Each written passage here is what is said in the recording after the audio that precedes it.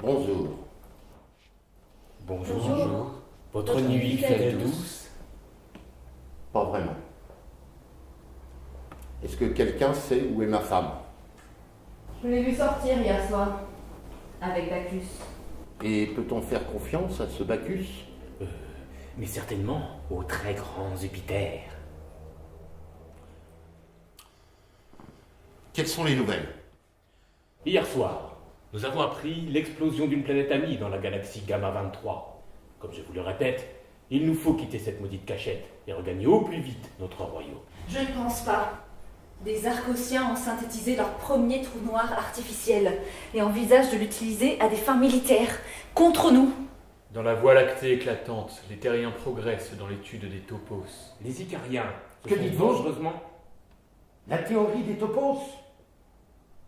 Cela veut dire que les terriens progressent dans la connaissance, qu'ils vont bientôt maîtriser l'espace-temps et qu'ils vont pouvoir arriver jusqu'à nous pour nous voler nos biens, nos femmes, nos pouvoirs. Est-ce qu'il ne faudrait pas surveiller cette situation de près? Est-ce que quelqu'un dans cette salle peut m'expliquer la théorie des topos? Nous le pouvons tous, évidemment, puisque c'est une étape essentielle des mathématiques universelles. Ils ont été découverts par Minos, pour la première fois, il y a bien longtemps. Mais sur la planète Terre, c'est le grand mathématicien Grothendieck qui a développé les premiers éléments de cette théorie, dans le cadre de la géométrie algébrique. Comment se fait-il que je n'ai jamais entendu parler de Grothendieck, moi, Jupiter, dieu des dieux, de la terre, du ciel et au-delà? Je ne me rappelle pas vous avoir vu à beaucoup de cours de mathématiques, depuis notre lointaine jeunesse jusqu'à aujourd'hui. Je veux combler mon retard. Le problème, c'est que nous ne savons pas exactement où en sont actuellement les terriens.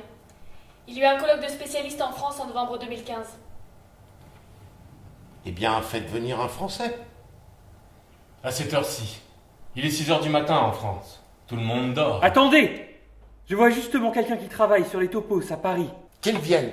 Je veux le voir immédiatement. Oh là là, c'est où là? Bonjour, salam alaikum. Bonjour. Je suppose que vous êtes monsieur Grothendieck, n'est-ce pas? Grothendieck. C'est qui Grothendieck? Moi c'est Mamadou. D'accord. Alors, Mamadou, pouvez-vous m'expliquer la théorie des topos? C'est quoi la théorie des topos? Moi j'ai travaillé des minas, j'ai trouvé ça dans les poubelles. Regarde, les topos est logique. Alors, vous ne connaissez pas la théorie des topos? Mais non, qu'est-ce que c'est ça? Je ne sais pas.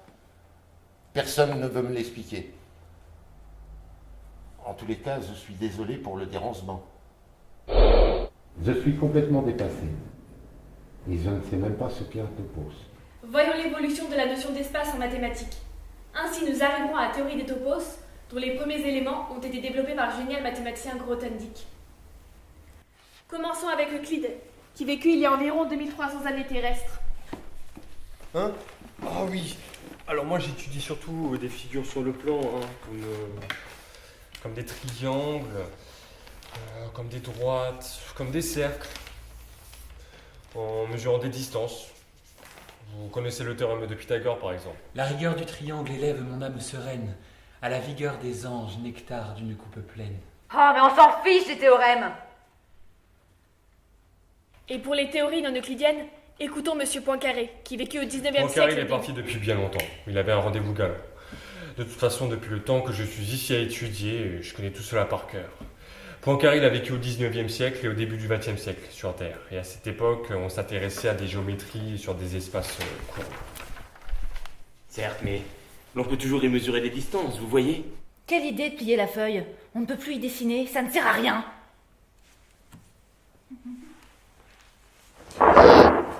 Justement, si on peut. L'espace qui nous entoure est courbé par la présence de corps très massiques, comme une étoile ou une planète. Très intéressant.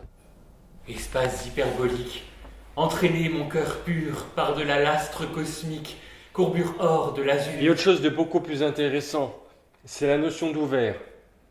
Vous voyez ce cercle? Il y a des points qui sont à l'intérieur et ceux qui sont à l'extérieur. Et ceux qui sont juste sur le sec, Un à la espace limite. topologique, c'est ainsi un ensemble Le éclatant. disque ouvert, ce sont les points qui sont à l'intérieur strictement.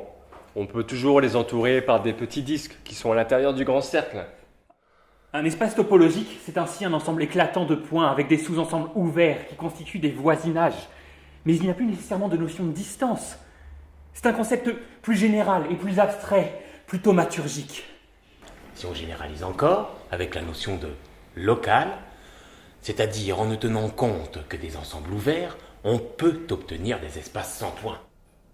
Grothendieck, Grothendieck, je veux voir Grothendieck. Bonjour. Grothendieck refuse toujours de collaborer avec toute entreprise de pouvoir. Mais j'ai été sa voisine. Et comme je le trouvais intriguant, je me suis mise un peu à étudier ses théories. Excellent. Alors, Alexandre, enfin Grothendieck, s'est intéressé aux ensembles de propriétés ou de fonctions qui sont définis sur chacun des ouverts d'un espace topologique. Par exemple, si je regarde cet ouvert-là, eh bien, je vais considérer l'ensemble de toutes ces propriétés. Par exemple, sa coloration, sa courbure, etc. On définit ainsi ce qu'on appelle un faisceau sur cet espace. Le topos de Grothendieck, associé à cet espace, c'est alors la collection de tous les faisceaux sur cet espace. C'est-à-dire la collection de toutes les manières de définir des propriétés de façon locale et cohérente. Un topos, c'est une assemblée divine de faisceaux, une catégorie. Ô fertile faisceau, ô tige magique, ô gerbes abondantes, ô ah! Formidable. Mais très difficile. Oui, il faut beaucoup de temps pour bien comprendre ce que c'est. Je vous remercie tous. Mais je crois que je vais approfondir la question.